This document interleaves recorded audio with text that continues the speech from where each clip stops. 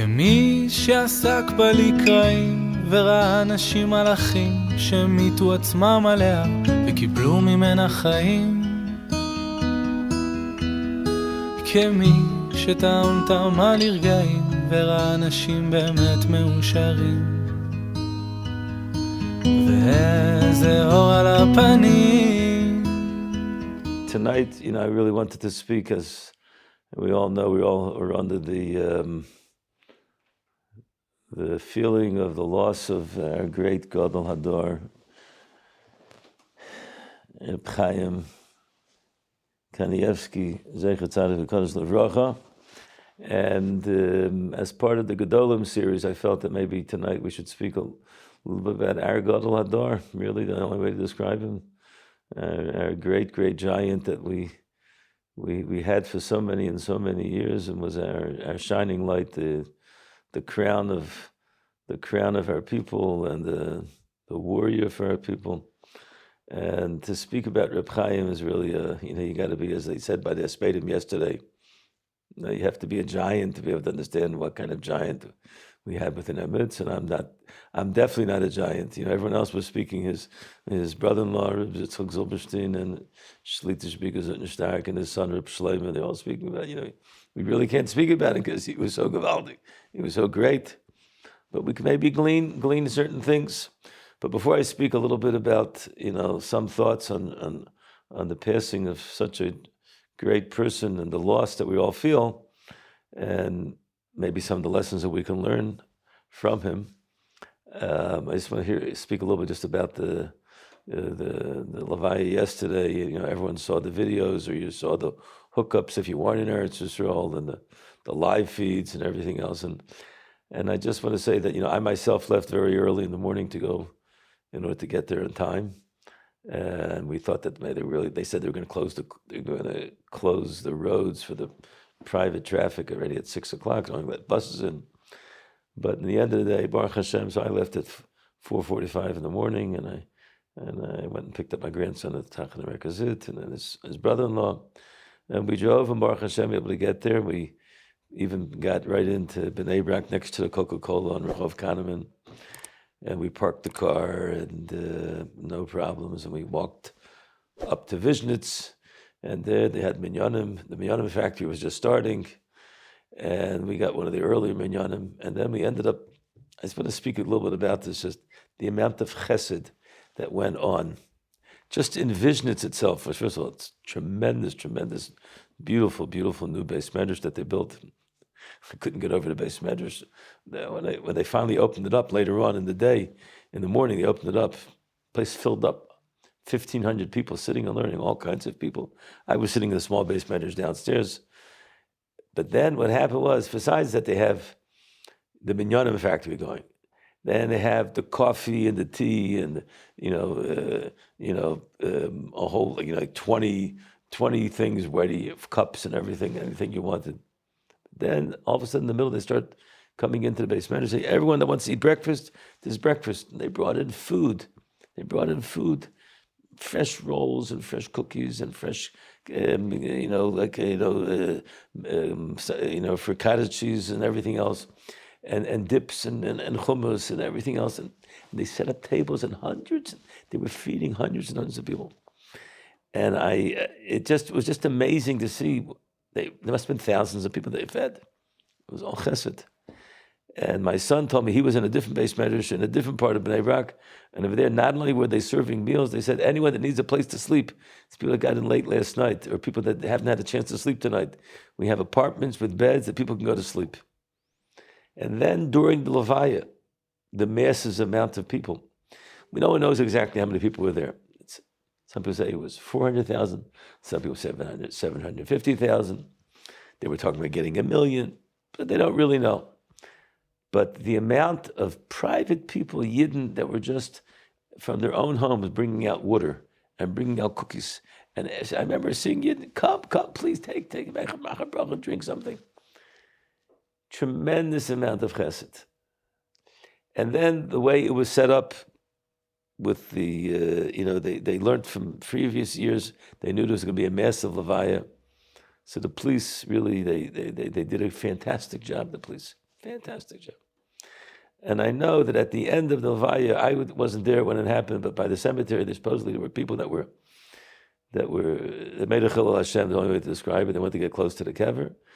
And that became the prominent thing. Oh, it's terrible and it's horrible and it's a Chilul Hashem.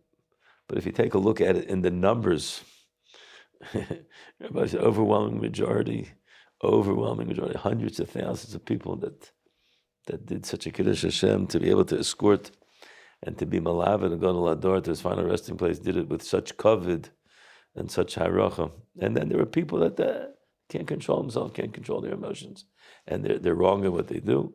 But it's a drop in the bucket. It's a miyut shebemiyut. And we have to take that into account when we take a look at how Klal Yisrael was malav to go to Lador. To his final resting place, buried next to the Rebbetzin. His Rebbetzin had passed away. It's close to 11 years ago already. And there are pictures that are going around now of, Reb Chaim Kanievsky and Reb Chaim sitting on the side of the road.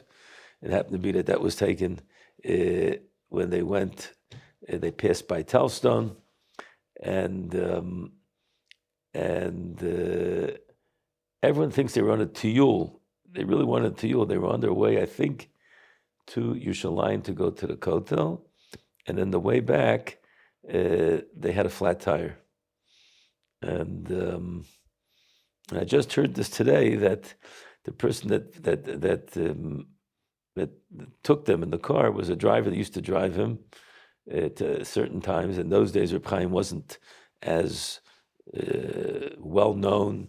But this driver used to drive the Stiples, and then he ended up taking to Reb Chaim, and Reb Chaim had to want to go to the Kaisel to visit his shver and to go to the Kaisel.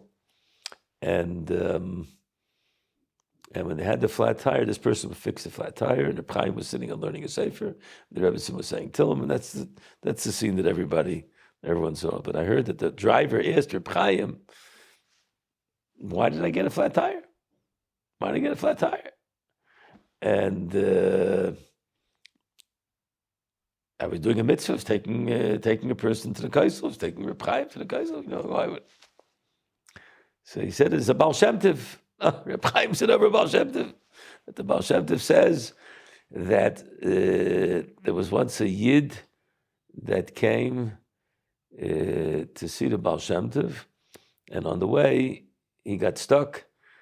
Also, the wagon, in those days didn't have cars, the wagon broke down, and they ended up having to stay in the forest, and he ended up saying Tillim and saying davening, and then finally fixed it, and then he finally came to Baal Shem Tov, and he asked the Baal Shem Tov, why did this happen?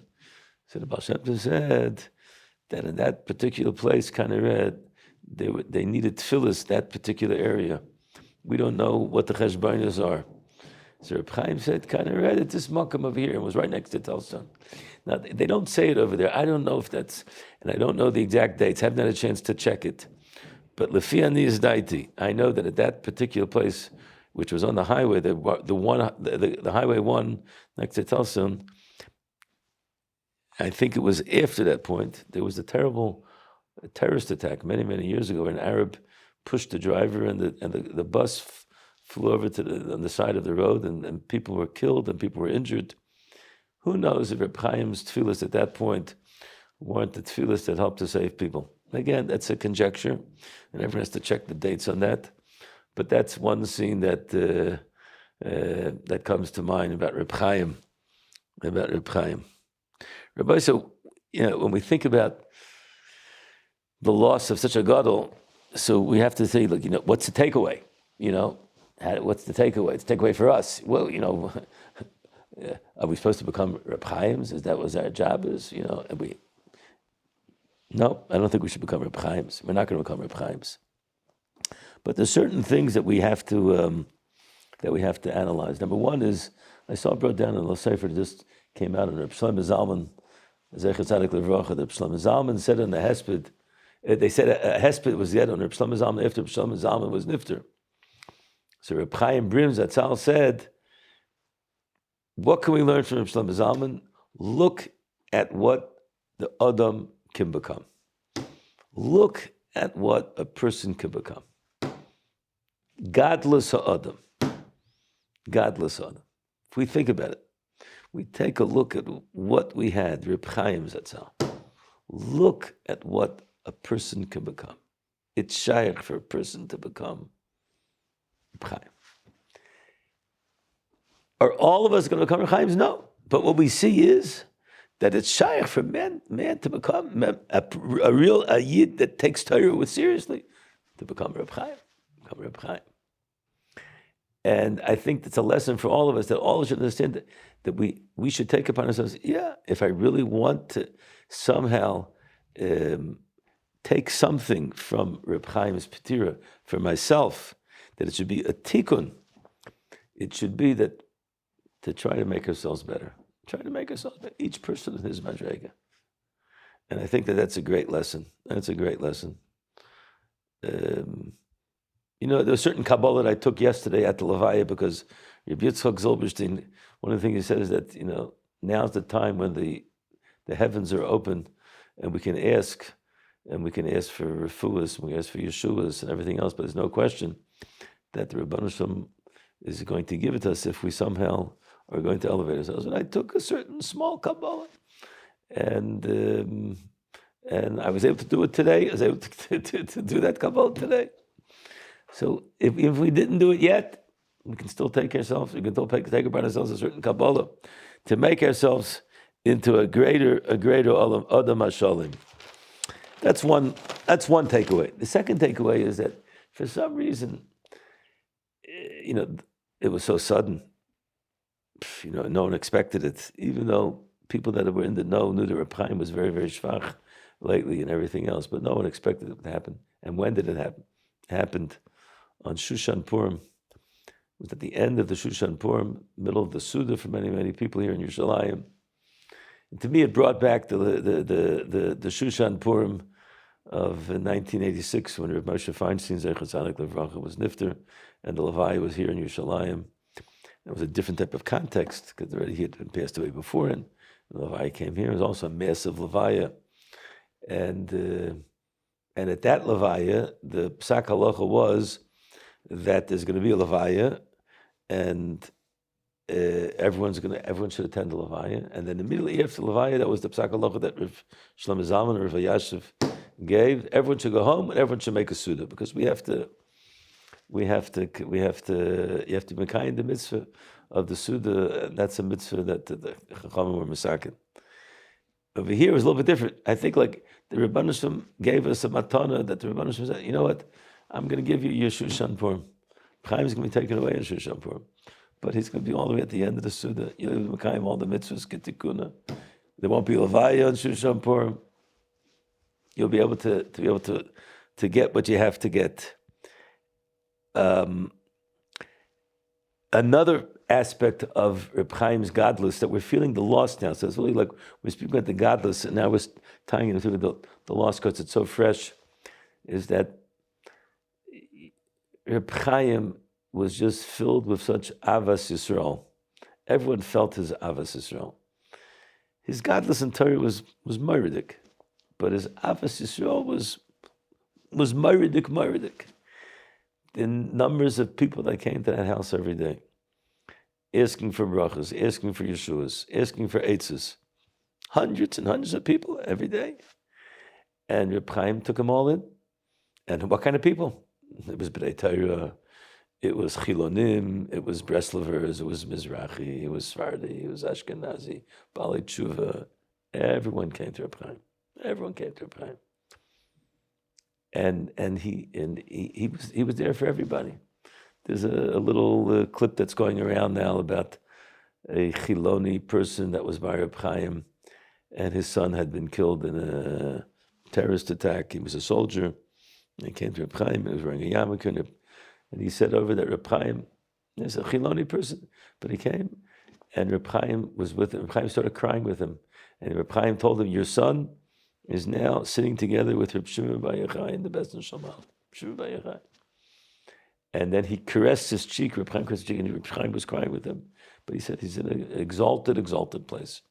Reb Chaim is being meramis, what the Gemara says in Baba Basra, that I heard over from my Rebbe, Reb Chaim Shmulevitz, that Haruge Lud, Einecha Yochel Amim Chitzasam, that the people that Aruge Lud, which Rashi says they weren't tzaddikim, but they were Moshe Nefesh for Klal Yisrael.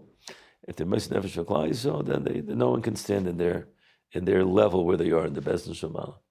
This person said that he went to the gas station afterwards, and there was someone that either he knew or didn't know, and there was a girl, a lady, and she said, "I tell you, I had a dream about your son, and he's with Reb Shimon Bar Yochai in the Bezdin Shemala." Now that sounds a little spooky to me, but you never know. But I believe definitely believe the first part, and the second part we could believe too. But the main thing is that he had a heart for everybody, and that's something we have to learn. We have to learn that we have to have a heart for our fellow Jews. What can we do to make our fellow Jews feel comfortable? Feel comfortable. My son said over today that when he was 13 and a half years old, we were supposed to go to America to visit family. He wanted to see his grandparents. He hadn't seen them in a long time. And then he was in his yeshiva mode, and he was afraid of going to Chutz La'aretz, because Chutz La'aretz is Shmutz La'aretz, and it's full of Tumah. And he went to Reb Chaim, and he said to Reb Chaim, what his Sveikus were, what he should do. Reb Chaim was very accessible in those days. Reb Chaim said, you'll go and you'll be mechazik the family, and you give over the Torah from Eretz Yisrael, and it'll be a good thing to go. Reb Chaim knew exactly. Reb Chaim, every person, he judged every single person lefi his madrega. Lefi his madrega. So this other aspect of Reb Chaim, of his Avas Yisrael, not only his Avas Yisrael, he was a tata. He was the tata of Klal Yisrael. That's what I want to say. His midas and his anova, and just the way he looked, he just had the look of being the tata of Klal Yisrael. That's who he was. That's who we lost. We lost the tata of Klal Yisrael, and that's something which I think is very, very unique. We've had great Gedom, and all the great Gedom, they always care about Klal Yisrael. We've spoken about this in the past in the other Gedom series. But Reb Chaim really exhibited this in the highest fashion. And his son Reb Shlomo said over yesterday that he was an Abba. Well, yeah, Abba Shalano.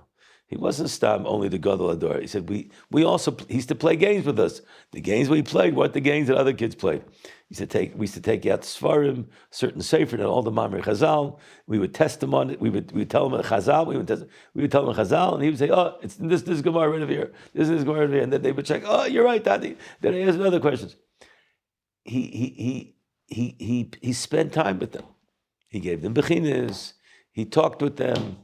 He gave them presents. He was a tati. And they said, we always knew that we had a father who was beyond us, but he was our tata, and he took care of us, took care of the grandchildren and the great-grandchildren. He always was asking what's going on by this one, what's going on by that one. And any one of us that ever went into Reb Chaim, he took a personal attachment, and he answered the question according to the person who he was and how he was. And that in itself is such a gewaldige lesson. I have a letter, I have two letters I have to find from Reb Chaim, two postcards. I once went to him, and I asked him a certain shaila, and it ended up, I had some svarim there, and I left the svarim in the house. And a few days later, I got a little postcard. He used to write the little postcards. He wrote very, very legibly, but he wrote them he wouldn't use the whole postcard. And he says, "No bevakasha lavo labayit lakachet et asfarim, kivan she'ein li kesef l'shloch et ze b'doar." He said, "I don't have the money to send it, else I would have sent it by the door." But he asked me to come back, so I went back to Bnei Brak to go pick up. So first of all, for sure, it was the Indian of Hashavas Aveda. That's what he was doing. But the way he wrote it, "Please come, I don't have the money to be able to go send it in the mail, else I would send it in the mail." And one time I asked a certain shaila, and he wrote back. I know a lot of friends of mine I know in those days, he would write back, every single person that wrote him, he would write back an answer. And I heard that he used to answer children, would ask all kinds of questions, and he would write them back. And they said to him, "It's a child, he's asking what's it." He says, "If the child wrote me, that means he needs chizuk and he wants chizuk. I want to be mechazik him. So to a certain extent, in his godless, and what we're missing and what we feel we're missing, is that the tata was taken away from us. And that's something which we should help. How do we somehow make a tikkun for that? Person has children, to be a better tata, and to care about not only to be a tata for yourself, for your own children, for other people's children, whatever we can do to enhance the life of others. That's really what we have to take into mind. What kind of shilas were sent him? Everything. Life and death questions. Making operations, not making operations. Reb Chaim Paskin, all those shilas. And I myself, I know I went to him for family members that had questions about making a certain operations, and he delved into the shaila, and he paskin the shaila, and he said exactly what should be done, and he took upon himself the all, which to a certain extent, sometimes if you didn't have the places that he had, you knew that it was coming from a makom kamat. You could say it was Ruach HaKodesh, mamish like Ruach HaKodesh, and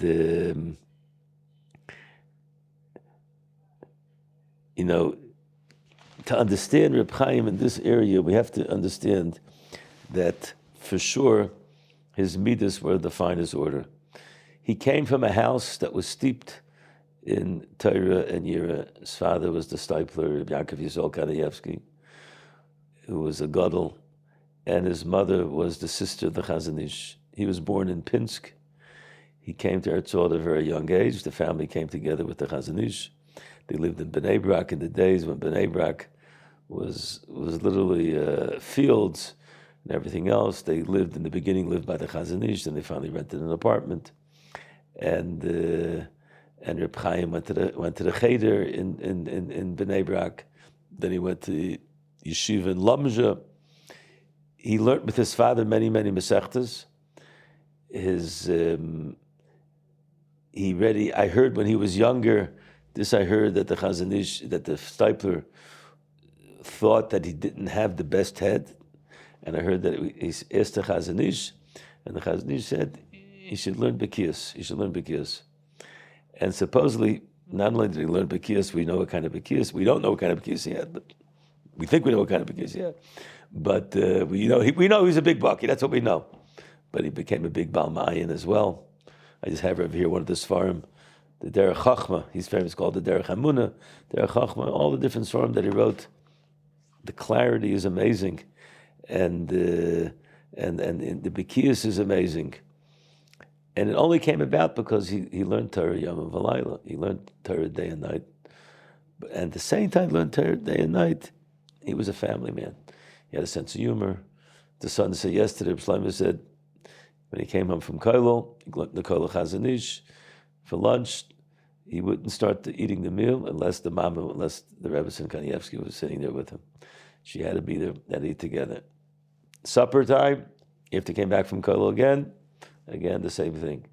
If the food wasn't ready, he would quickly take a Gemara and he would begin to learn. And his love for learning was really like a thirst. What was his Seder? He finished Shas the first time when he was 16 years old. He finished it after learning Shas 4 times. That was the derech that he was makabel from his father, that you have to make a chazorah 4 times on it. And then for the next, who knows how many years since then, okay, everyone can make the cheshbon, he would learn not only Talmud Bavli, he began to learn for many years Talmud Yerushalmi, Rambam, Shulchan Aruch, Mishnah Berurah, Zohar, all of Navi, all of Medrash, all of Zohar. How did he do it? So I just saw in the paper, they said the first one, his regular Seder of the day was 8 dafim a day, and there were certain time periods during the year that he had to learn 15 blot a day. 15 blot a day. Interesting, the Rambam, he would learn 3 prakim a day. Shulchan Aruch was 5 dafim a day. That's a lot. 5 dafim a day, and it means with the nicer kalim, it's a lot. That's a lot. In Mishnah Berurah, he would learn 3 dafim a day. Nach was a parak a day. But besides all of that, he learned Tosefta, he learned Talmud Yerushalmi. Talmud Yerushalmi also had a certain way. He had to learn a lot. He learned like 15 dafim of Talmud Shammai.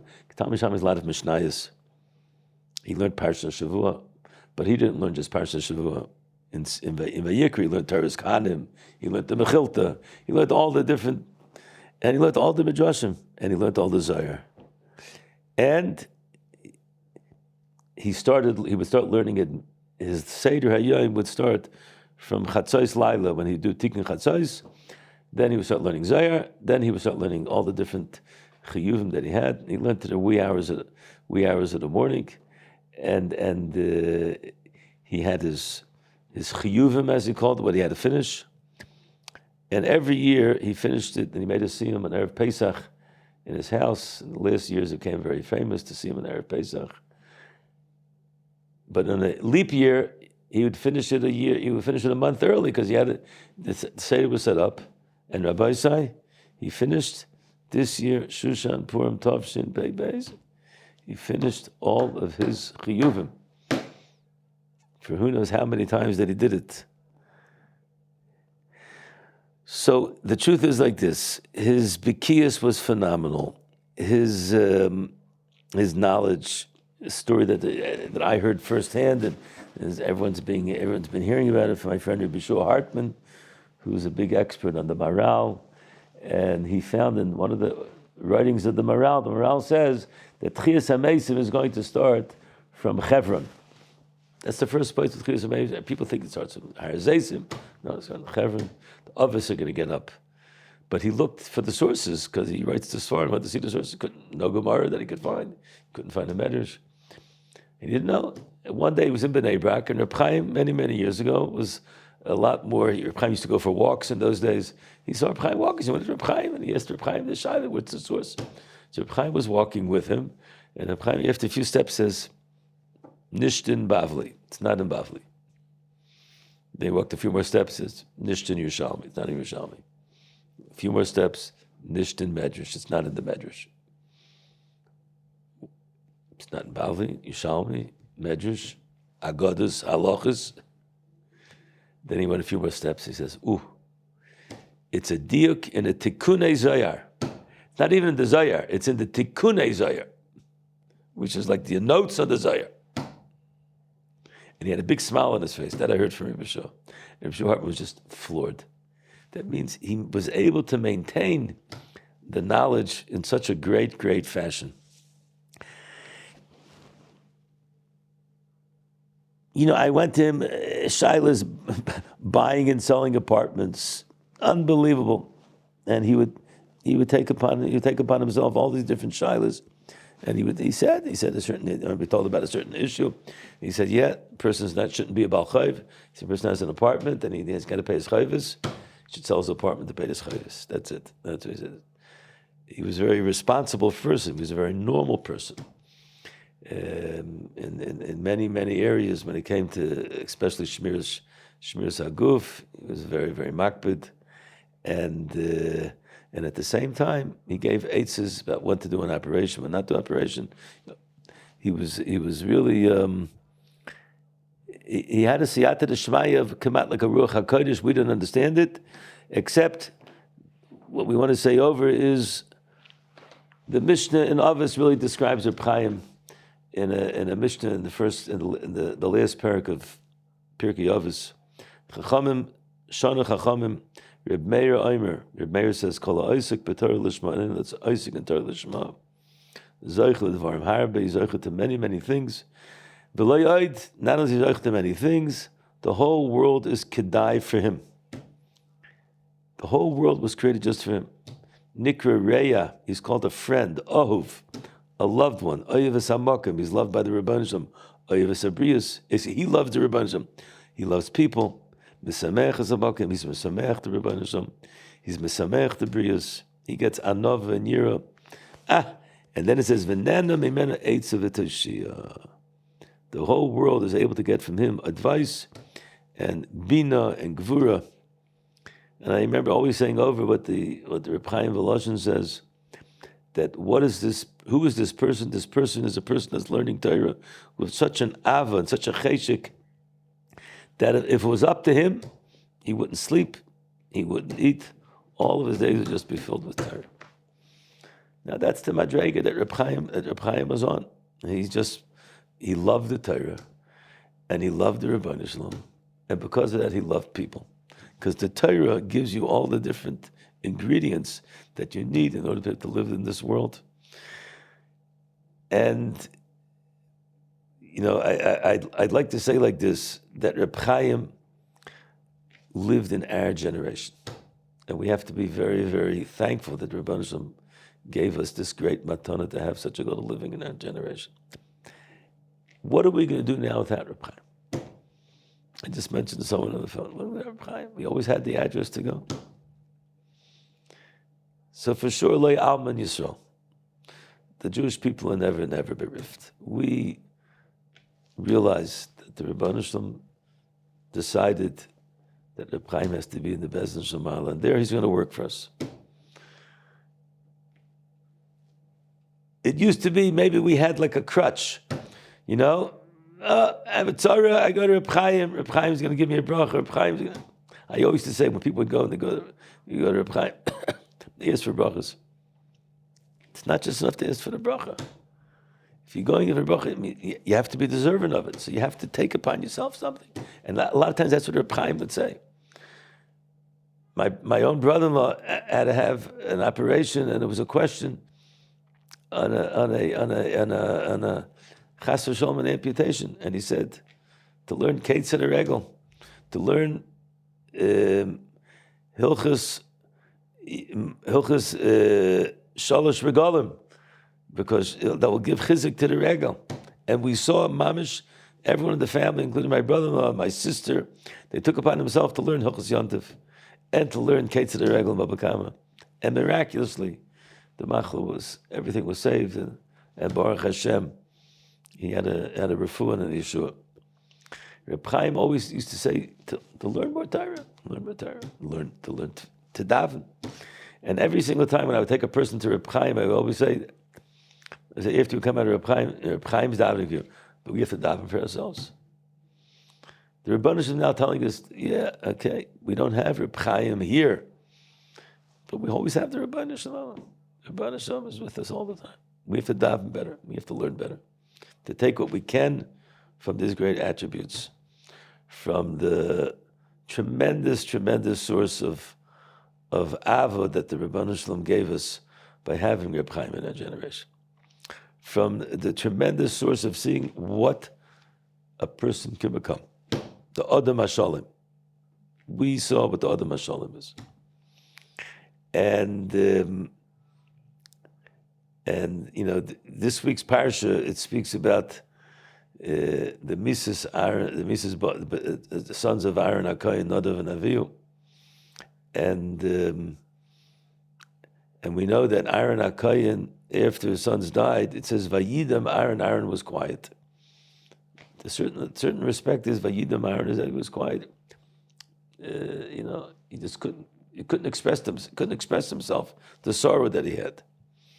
Some people say that the Vayidam, the shtika wasn't stam a shtika. The shtika was really it's like a shtika kahudah. We understand that the Rebbeinu Shalom is just. The Rebbeinu Shalom knows what he's doing. And over here also, the Rebbeinu Shalom decided that Reb Chaim is needed in the Bezdin Shemal. And we have to be shaisik to a certain extent. Vayidam, shtika that we have to be invited to the Rebbeinu Shalom. We have to be thankful that we had him for so many years. And I have a picture on the wall of one of the last pictures that was taken of the Reb Chaim Kanievsky together when she was together with Reb Chaim. And I always say over the story how my Talmud took that picture when the first time he went to Reb Chaim to meet Reb Chaim, he met Reb Chaim Kanievsky. You take a look at that picture, it's like you see what it says, Ava v'achva v'shalom v'reis. They had a tremendous, tremendous relationship. And that's another lesson we have to learn from Reb Chaim and all the Gedolim. With all the godless and Torah and all the years Shemayim, they had a very, very normal family life. The kibbutz, they had a good time. They laughed, they chuckled, they told stories. Reb Chaim was a great storyteller. That's what the Shlomo used to say over when he was younger. He was a fantastic storyteller. And he would do it like in different parts. He would tell them what stories. He would tell them Medrashim, but he would make it exciting. He said, oh, now we're going to wait for the next part. I'm going to say the next part's going to be next Shabbos. They were waiting for the next part. So I think these are some of the thoughts that we have fresh right after the Levaya and after the Patira of the giant of our generation, and the crown of our people. And we ask the Rebbeinu Shalom should give us Mirz Hashem, Mashiach Tzidkeinu, Tchias HaMeisim, Bez Hashem Yisbarach. We'll be Zocher Mirz Hashem to have Reb Chaim and all the Gdolim with us. B'meir of Yameinu, Amen. Thank you very much for listening. We want to thank JFoundations.com. If you could sponsor any of our activities, it'd be another way of addressing and being able to give over Torah to other people. Go on the website and show your support. Thank you very much for joining us.